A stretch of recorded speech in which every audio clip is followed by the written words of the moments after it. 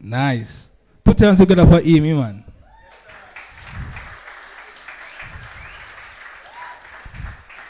Nice. So we're proceeding nicely. Right. So we have a third reading accompanied by a dramatic play. All right? Are you ready? Okay then. So this one is Larger Bless. And please put your hands together for the author, Miss Amy Jones, who's going to.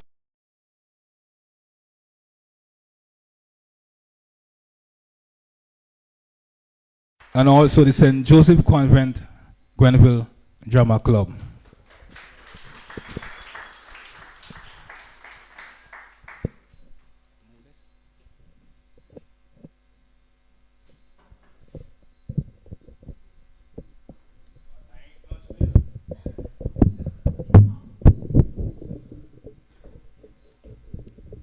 Good evening to everyone.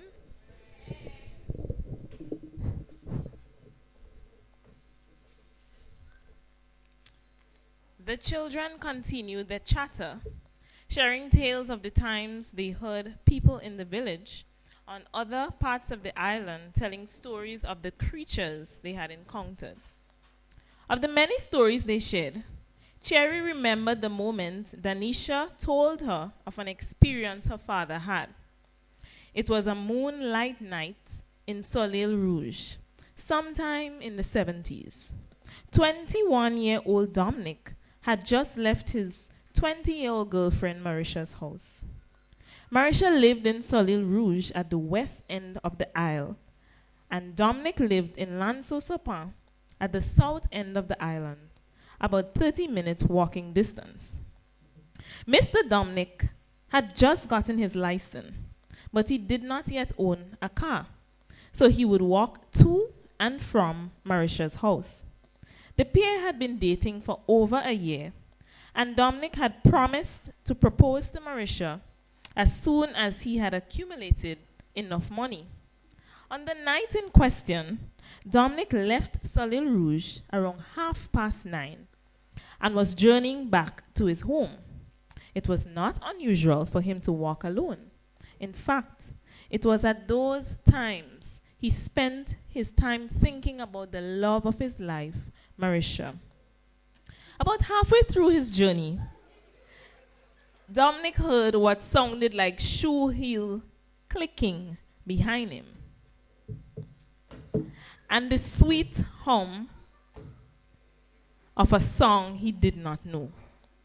The sound was hard to miss. As he turned around, he noticed a young woman walking behind him. He had never seen her before and was unable to catch a glimpse of her face. Dominic said,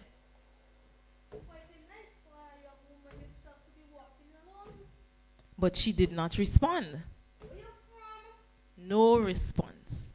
Dominic figured that the young lady might have been afraid that the man ahead of her could have attacked her, so he left her alone.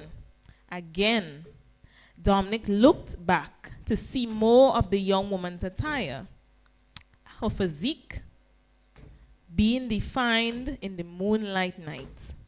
He continued on his way and tried not to bother her. If Marisha was on the road alone and a young man was walking ahead of her, he too would have not expected her to start a conversation with him. God forbid.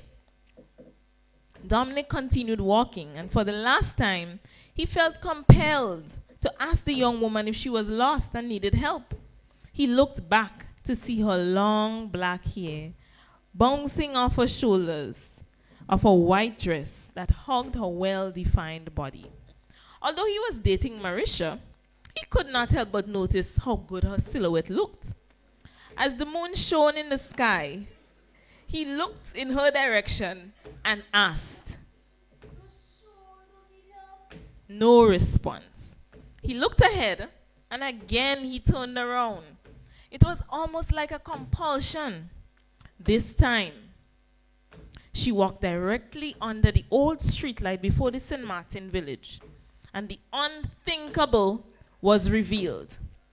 The woman wore a big brown straw hat that covered her face, but revealed her jet black hair falling off her shoulders and onto the white dress that flowed to the ground, hiding what could have been kitten heels. Clop, clop, clop. It did not take Dominic long to realize that the woman behind him was not lost, but pursuing him in an effort to trap him, seduce him, and take his soul. Fear gripped Dominic and he began to run, yelling as loudly as he could.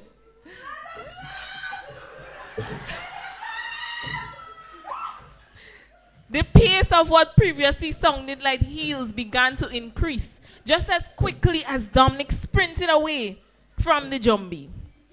He knew there and then it was not shoe heels, but one human foot accompanied by one cow foot. He shouted again.